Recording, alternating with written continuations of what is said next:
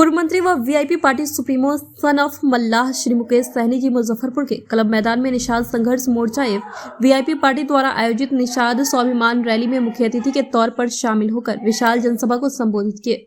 इस अवसर पर निषाद संघर्ष मोर्चा के जिलाध्यक्ष श्री वीरेंद्र सहनी, निषाद संघ मोर्चा के संरक्षक श्री रंजीत सहनी, श्री लाल बाबू सहनी, जिलाध्यक्ष वीआईपी श्री महावीर सहनी, प्रदेश उपाध्यक्ष श्रीमती सुनीता सहनी, प्रदेश प्रवक्ता श्री आलोक पासवान, श्री केदार सहनी, श्री तेज नारायण सहनी, श्री उपेंद्र सहनी, श्री मनोज सहनी सहित कई गणमान्य लोग मौजूद रहे। कार्यक्रम किया गया था, निषाद संघर्ष मोर्चा के द्वारा कार्यक्रम किया गया था। पूरे जिला से निषाद समाज आए थे, सभी हमारे, चाहे वो जिस भी पार्टी में हो, चाहे वो भाजपा हो, जेडीयू हो, तमाम सभी पॉलिटिकल पार्टी में काम करने वाले सभी नेतागण आज इस कार्यक्रम में उपस्थित रहे और सभी लोगों ने एक सुर से आने वाले समय में लड़ाई लड़ने के लिए सभी लोगों ने निर्णय लिया है कि आने वाले अपने बच्चे के भविष्य के लिए लड़ाई लड़ेंगे, साथ में लड़ेंगे। और निषाद समाज को बरसों से जो लड़ाई है आरक्षण का, उसका मांग किया गया है। तमाम सभी लोगों ने एक सुर में लड़ाई लड़ा कि आने वाले समय में जो वीआईपी पार्टी पूरे बिहार में हम लोग चुनाव लड़ेंगे और अपने समाज को आगे बढ़ाने के लिए जो संघर्ष कर रहे हो सबके लिए साथ रहेंगे। तो सभी लोगों को शुभकामना है। बड़ी संख्या में आपने देखा कि निषाद समाज अपने हक अधिकार के लिए कितना आतुर है, लड़ाई लड़ रहा है। तो 2024 में निर्णय है, क्लियर है कि जो वीआईपी पार्टी के जो नाव पे बैठेगा वही लोग आगे मंजिल को प्राप्त करेगा। जो लोग हमारे नाव पे नहीं बैठेगा वो प्राप्त नहीं होगा। और समाज को उत्थान आने वाले समय में वीआईपी पार्टी होगा और अपने समाज की लड़ाई लड़ने के लिए हम लोग खड़े हैं। मुकेश जी, दावा किया जा रहा है कि आप भी मुजफ्फरपुर से चुनाव लड़ने वाले हैं। देखिए, हम पूरे बिहार से लड़ेंगे। हमारे सिर्फ अकेले चुनाव लड़ने का कभी निर्णय नहीं है, था, ना है, ना आगे रहेगा। हमारी पार्टी है और हम चाहेंगे कि ज़्यादा से ज़्यादा सीट लड़े और हमारे लिए सब सीट बराबर है। और हम तो पिछले बार भी सीट हमें मिला था, हम अपने सहयोगी को यहाँ पे हम चुनाव लड़ाए थे। मेरे लिए तो पूरा बिहार में जहाँ चाहेंगे वहाँ लड़ सकते हैं। तो मुजफ्फरपुर जो लोकसभा से क्षेत्र है, ये निषाद समाज का राजधानी है। यहाँ पे हम लोग चाहेंगे कि मजबूती से ऐसे लोग लड़ाई लड़े जो जीत कर आए और समाज का और इस क्षेत्र का सभी का विकास करे। तो अभी ऐसी कोई निर्णय नहीं है कि हम लड़ेंगे। हाँ, हमारी पार्टी जरूर लड़ेगी, इसमें कोई किंतु परंतु नहीं है। और सभी हम लोग सब लोग मिलकर निर्णय लेंगे कि किनको लड़ना चाहिए। अगर हमारे लोग लड़के जीत सकता है तो जरूर उनको लड़ाना है। अगर लोकसभा लड़ना कि नहीं मुकेश सहनी लड़के जीत सकता तो हम भी मैदान में आ सकते हैं, आगे खड़ा हो सकते हैं। लेकिन हमारे लिए तो पूरा बिहार है, हम कहीं से भी लड़ सकते हैं। लेकिन हमारे अभी लड़ाई सिर्फ नहीं, सिर्फ चुनाव लड़ना, सिर्फ हमें सांसद बनने का ही सपना नहीं है, निर्णय नहीं है। हमारी लड़ाई है निषाद समाज को आरक्षण मिले, उनको मान सम्मान अधिकार मिले। हमारी पॉलिटिकल पार्टी है, हमारी निर्णय है कि आने वाले समय में निषाद का बेटा बिहार का मुख्यमंत्री बने। 4 विधायक हमने पिछले 2020 में जीता था, आने वाले समय में 40 विधायक बनाए, बिहार का नेतृत्व करे। दिल्ली जाने का मेरा बिल्कुल ज़्यादा इरादा नहीं है कि हम दिल्ली जाके राजनीति करें। हमारा इच्छा है कि बिहार का सेवा करें, यहीं पे राज्य में मंत्री बने, यहीं पे जो भी व्यवस्था है उस व्यवस्था के अनुकूल खड़ा हो। तो आने वाला समय देखिएगा, सब लोग हम लोग मिलकर निर्णय लेंगे और वीआईपी पार्टी मुजफ्फरपुर में चुनाव लड़ेगा और जो योग्य का कैंडिडेट होगा, हाँ निश्चित, पिछली बार भी निषाद को मिला था, इस बार भी निषाद को मिलेगा और आगे भी निषाद को मिलते रहेगा। और मुझे लगता है कि दोनों तरफ से, चाहे वो एनडीए हो या महागठबंधन हो, दोनों तरफ से निषाद लड़ेगा। और एक चीज़ तो सुनिश्चित हो जाएगा, जिस रोज नॉमिनेशन होगा कि कोई भी जीतेगा, निषाद का बेटा ही जीतेगा। ये तो सुनिश्चित हो जाएगा कि निषाद का बेटा ही मुजफ्फरपुर का सांसद होंगे। तो आने वाला समय में ऐसे निर्णय हम लोग लेंगे।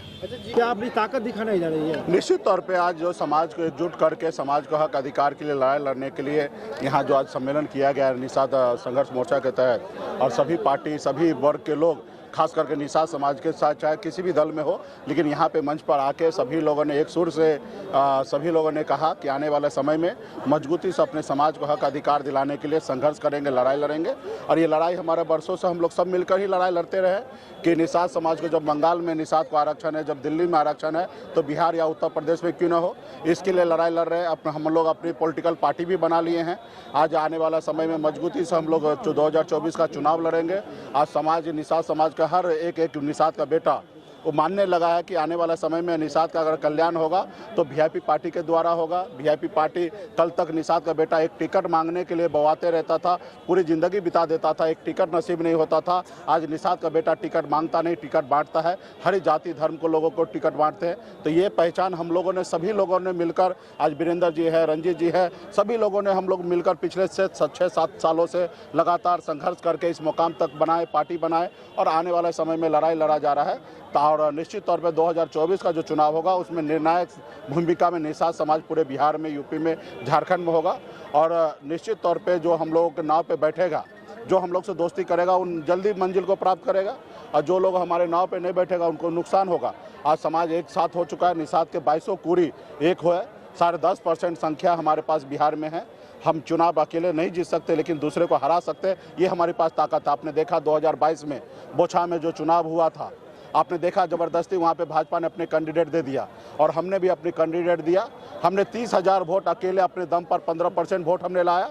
उसी जगह भाजपा वहाँ 37,000 वोट से हारा और वहीं पे महागठबंधन 37,000 वोट से वहाँ चुनाव जीता।